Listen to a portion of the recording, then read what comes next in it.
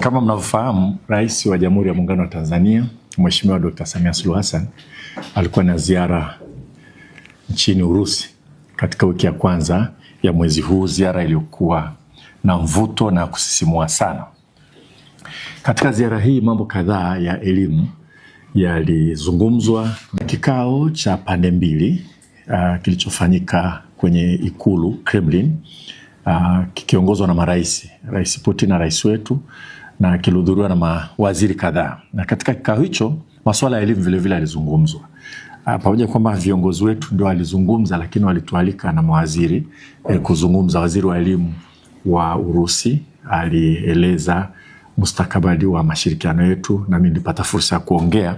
Tutaendelea kuelezana vizuri zaidi yale ambayo yalizungumzwa katika kikao hicho cha ndani. Lakini kabla ya hapo tulikuwa na fursa ya kwenda kutembelea chuo kile ambacho kimempa rais wetu heshima ya udaktari wa heshima, na tulienda pale tukazungumza na rector na management ya chuo. Tulikuwa na mazungumzo mazuri sana sisi kutoka Wizara ya Elimu pamoja na chuo kile, na moja kati ya vitu ambavyo walitueleza ni kwamba wanaunga mkono jitihada zetu za kutoa scholarship kupitia Samia Scholarship Extended, ambapo tunapeleka wanafunzi kusoma nje, na wametupa scholarship 10 tayari za kile chuo, ambapo tutakuwa tunaanza kupeleka Watanzania kwenda kusoma kule.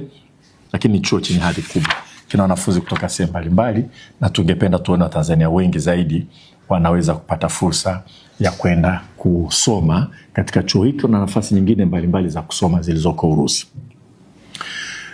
Baada ya mazungumzo ya Kremlin, sisi tulipata fursa kama Wizara ya Elimu kuingia makubaliano, hati za makubaliano 3 ambazo tulifanyia katika kile chuo cha Rudny. Hati ya kwanza ilikuwa ni kati ya Wizara yetu ya Elimu na wenzetu Wizara ya Elimu kule. Tuliweka sahihi, tulishirikiana upande wa kule, na mimi ndio wakilishi upande wa Tanzania. Masuala kadhaa katika hati ya makubaliano MOU yako katika makubaliano haya. Moja ni kuhakikisha kwamba tunakuwa na staff exchange, yani tuna vyuo vyetu vinajenga mahusiano na vinabadilishana walimu, vinatembeleana, vinakuwa na shughuli za kufanya za pamoja, kuendesha semina pamoja na vitu kama hivyo.